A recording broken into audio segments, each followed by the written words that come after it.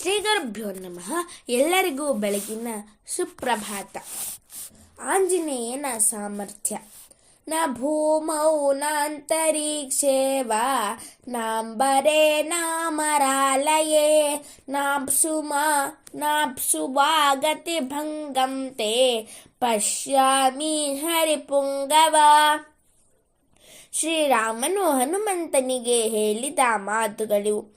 ಹನುಮಂತನೇ, ಕಪಿಶ್ರೇಷ್ಠನೇ, ನಿನಗೆ ಭೂಮಿಯ ಮೇಲಾಗಲಿ, ಅಂತರಿಕ್ಷದಲ್ಲಾಗಲಿ, ಆಕಾಶದಲ್ಲಾಗಲಿ, ಸ್ವರ್ಗಲೋಕದಲ್ಲಾಗಲಿ ಅಥವಾ ಸಾಗರದಲ್ಲೇ ಆಗಲಿ ಎಲ್ಲಿಯೂ ಗತಿಭಂಗವು ಆಗುವುದಿಲ್ಲವೆಂಬುದು ನಾನು ಬಲ್ಲೆನು. ಸುಗ್ರೀವನ ಆಜ್ಞೆಯಂತೆ ಆಂಜನೇಯನೇ ಮುಂತಾದ ಸಮರ್ಥರಾದ ಕಪಿಪುಂಗವರು ದಕ್ಷಿಣ ದಿಕ್ಕಿಗೆ ಪ್ರಯಾಣ ಬೆಳೆಸಿದ್ದಾರೆ. ಆಗ ಶ್ರೀರಾಮಚಂದ್ರನು ಆಂಜನೇಯನಿಗೆ ತನ್ನ ಉಂಗುರವನ್ನು ಕೊಟ್ಟು, ಇದನ್ನು ಸೀತಾದೇವಿಗೆ ವಿಶ್ವಾಸ ಉಂಟಾಗುವುದಕ್ಕಾಗಿ ಕೊಡು ಎಂದು ಹೇಳುತ್ತಾನೆ. ಅನೇನ ತ್ವಾಂ ಹರಿಶ್ರೇಷ್ಠ ಚಿಹ್ನೇನ ಜನಕಾತ್ಮಜ ಮತ್ಸಕಾಶಾತ್ ಪ್ರಾಪ್ತ ಮನ್ನುದ್ವಿಗಾನುಪಶ್ಯತೆ.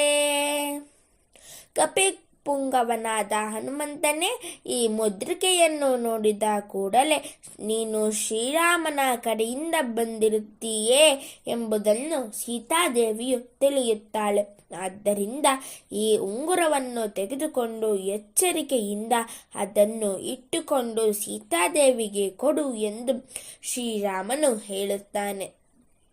ಶ್ರೀರಾಮಚಂದ್ರನು ತನ್ನೀ ಮುದ್ರಿಕೆಯನ್ನು ಇತರ ಯಾವ ಕಪಿಗಳಿಗೂ ಕೊಡದೆ ಆಂಜನೇಯನ ಕೈಗಳಿಗೆ ಏಕೆ ಕೊಟ್ಟೆನು?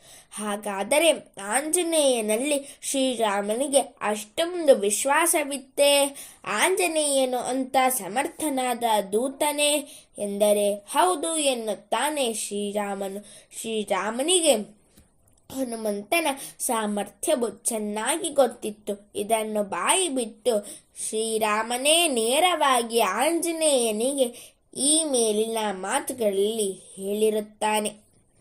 ವಾಯುಪುತ್ರನಾದ ಸ್ವಾಮಿನಿಷ್ಠನಾದ ನೈಷ್ಠಿಕ ಬ್ರಹ್ಮಚಾರಿಯೂ ಮಹಾತಪಸ್ವಿಯೂ ಆದ ಆಂಜನೇಯನಿಗೆ ಎಲ್ಲಿಯೂ ಗತಿಭಂಗವೆಂಬುದು ಇರುವುದಿಲ್ಲ.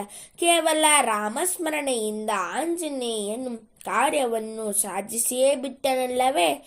ಅರ್ಥವಾಯಿತೆ ರಾಮಸ್ಮರಣೆಯ ಮಹಿಮೆ. ಸರ್ವೇ ಜನಾಃ ಸುಖಿನೋ ಭವಂತು, ಸಕಲ ಸನ್ಮಂಗಲಾನಿ ಭವಂತು, ಲೋಕಾಃ ಸಮಸ್ತಾಃ ಸುಖಿನೋ ಭವಂತು. ಧನ್ಯವಾದಾಃ.